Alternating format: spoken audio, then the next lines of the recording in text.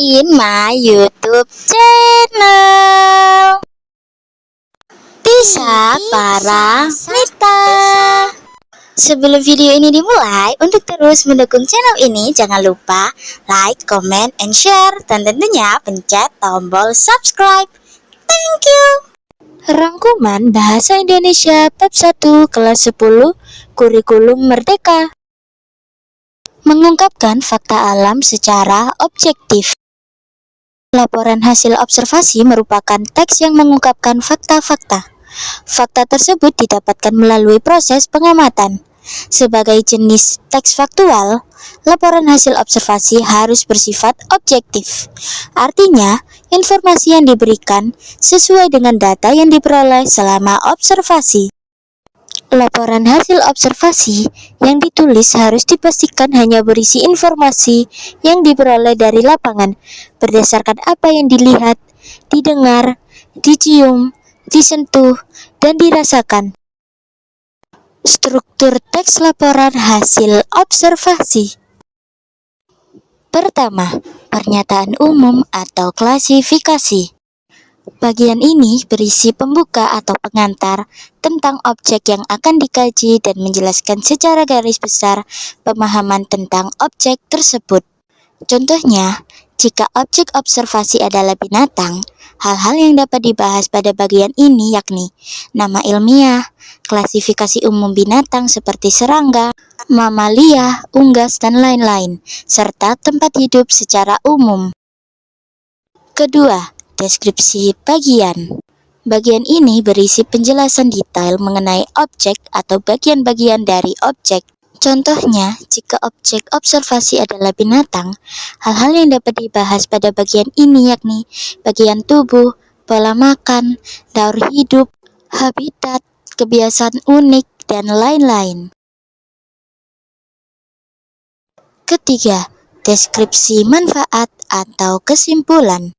Bagian ini menjelaskan bagaimana objek tersebut berguna bagi manusia dan alam baik secara langsung maupun tidak langsung.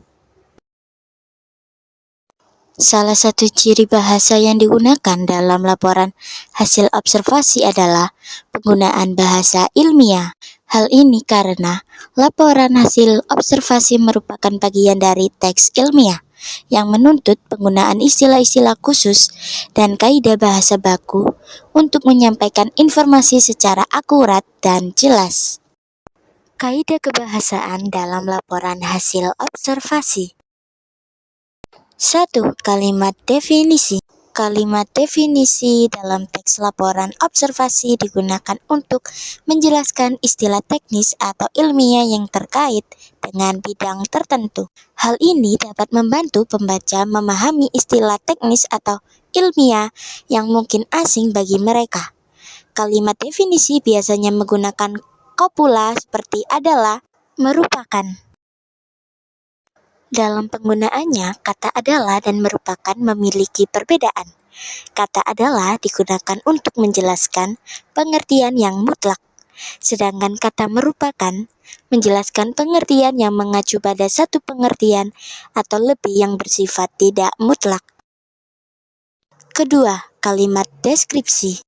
Kalimat deskripsi digunakan untuk menggambarkan sifat atau ciri yang khusus atau spesifik dari suatu benda.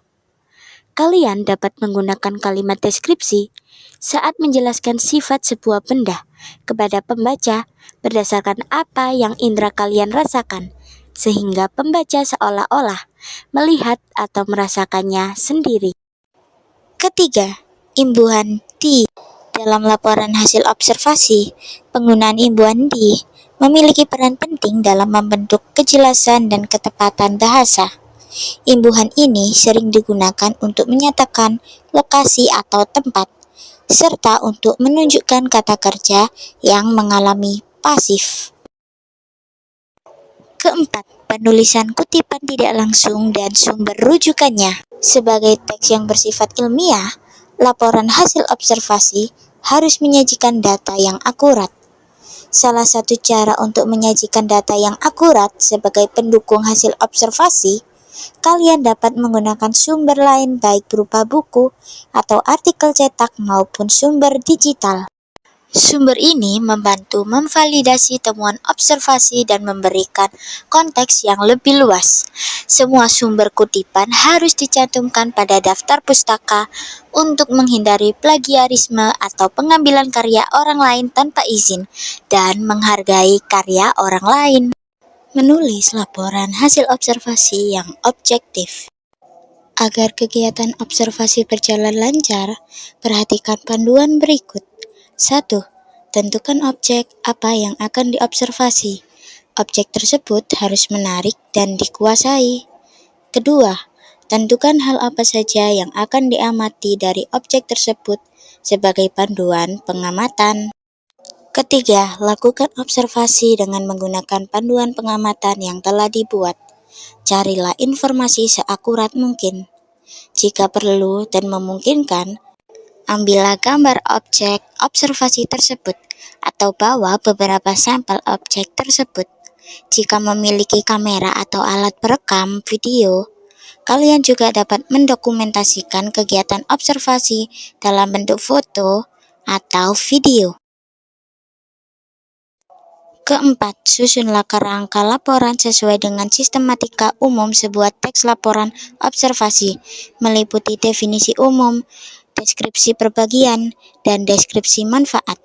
Kelima, kembangkan kerangka yang telah disusun menjadi suatu teks yang padu.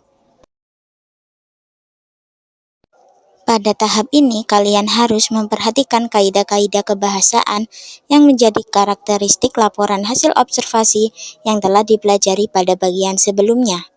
Keenam, periksa kembali laporan kalian. Mempresentasikan laporan hasil observasi. Salah satu hal yang penting saat melakukan presentasi adalah mengatur intonasi. Penggunaan intonasi yang tepat akan menjadikan presentasi kalian lebih menarik.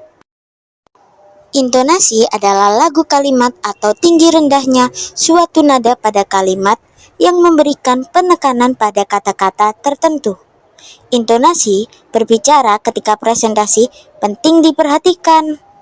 Jelas tidaknya kalimat yang diucapkan sangat berpengaruh kepada audiens dalam pemahaman pesan yang mereka terima. Berikut adalah cara mengatur intonasi saat presentasi. Pertama, gunakan suara lantang untuk menegaskan suatu hal yang penting dan harus diingat oleh audiensi.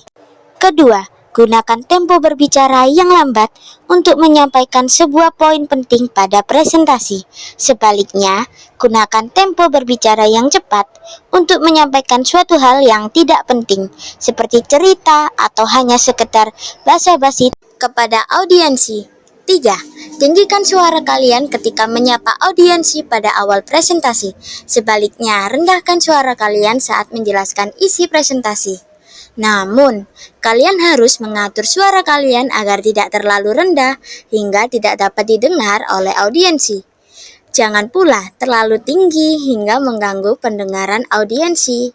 Keempat, gunakan perasaan atau emosi sesuai dengan kalimat yang kalian ucapkan. Bagi kalian semua yang sudah menonton video ini, terima kasih. Mohon maaf apabila ada kesalahan pengucapan ataupun pengetikan di dalam video ini, baik yang disengaja ataupun tidak disengaja. Nantikan video selanjutnya hanya di akun channel Tisa Paramita. Sampai jumpa di video selanjutnya. Bye-bye.